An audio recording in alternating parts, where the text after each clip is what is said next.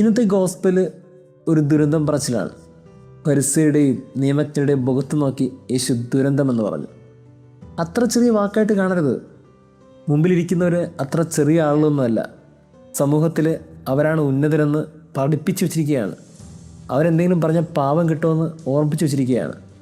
അങ്ങനെ എല്ലാ നിയമവും എല്ലാ ശരികളും അവരുടെ അടുത്താണെന്ന് അവർ ചിന്തിച്ചിട്ട് അവർ കുറേ നിയമം ഇറക്കി. ആ നിയമം ഭാരപ്പെടുന്നതാണ്, സഹിക്കാൻ പറ്റാത്തതാണ്, സാധാരണക്കാർക്ക് നിൽക്കാൻ പറ്റാത്തതാണ്. അത്രത്തോളം ഒരു നിയമം പറഞ്ഞ് മനുഷ്യരെ കഷ്ടപ്പെടുത്തി. മതം പറഞ്ഞ് അതിൽ കുറേ നിയമം പറഞ്ഞ് മനുഷ്യരെ തളർത്തിയവരുടെ മുമ്പിൽ നിന്നിട്ടാണ് യേശു പറഞ്ഞത്, നിങ്ങൾക്ക് ദുരിതമാണ്. കാര്യം അങ്ങനെ പറയാതിരിക്കാൻ വഴിയില്ല. അവർ ആ മതം പറഞ്ഞിടത്ത് ആ ദൈവത്തിലേക്ക് എത്തുന്ന വഴി അവർ പറഞ്ഞില്ല. അതാണ് അവർക്ക് പറ്റിയ തെറ്റ്. മതത്തെക്കുറിച്ചും നിയമത്തെക്കുറിച്ചും ആവർത്തിച്ച് പറഞ്ഞുകൊണ്ടിരുന്നവർ ദൈവത്തിലേക്കുള്ള ഇടം പറഞ്ഞു കൊടുത്തില്ല. അതാണ് ചെയ്ത തെറ്റ്. ദൈവം എന്നൊരു സത്യത്തെ മാറ്റി വെച്ചിട്ട് അവർ ആ മതത്തെക്കുറിച്ച് മാത്രം പ്രൊജക്റ്റ് ചെയ്തു. ആ മതത്തിലെ നേതാക്കന്മാരെ അവരെ പ്രൊജക്റ്റ് ചെയ്തു.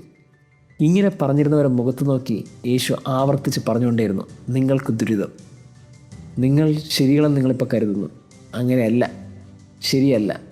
നിങ്ങൾ പറയേണ്ടത് ദൈവത്തെക്കുറിച്ചാണ്, ആ ദൈവത്തിൻ്റെ മൂല്യങ്ങളെക്കുറിച്ചാണ്.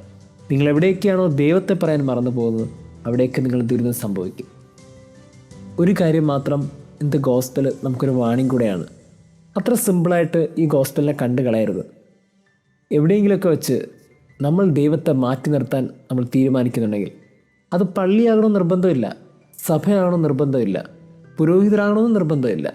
ഒരു വീടിനകത്തായിരുന്നാലും മതി, ഒരു ജോലി സ്ഥലത്തായിരുന്നാലും മതി, വെറുതെ രണ്ടുപേർക്കിടയിലെ സംസാരമായിരുന്നാലും മതി. ദൈവത്തെ മാറ്റി വെച്ചിട്ട് നിങ്ങൾ എന്ത് തന്നെ ഉയർത്താമെന്ന് വിചാരിച്ചാലും, നിയമം പറയാമെന്ന് വിചാരിച്ചാലും, മതം പറയാമെന്ന് വിചാരിച്ചാലും തകർന്നു പോകും, തകർന്ന് തരിപ്പണമാകും. അതൊരു വാണിംഗാണ്. നമ്മൾ മതമല്ല പ്രൊജക്റ്റ് ചെയ്യേണ്ടത്, നമ്മൾ ദൈവത്തെയാണ് പ്രൊജക്റ്റ് ചെയ്യേണ്ടത്.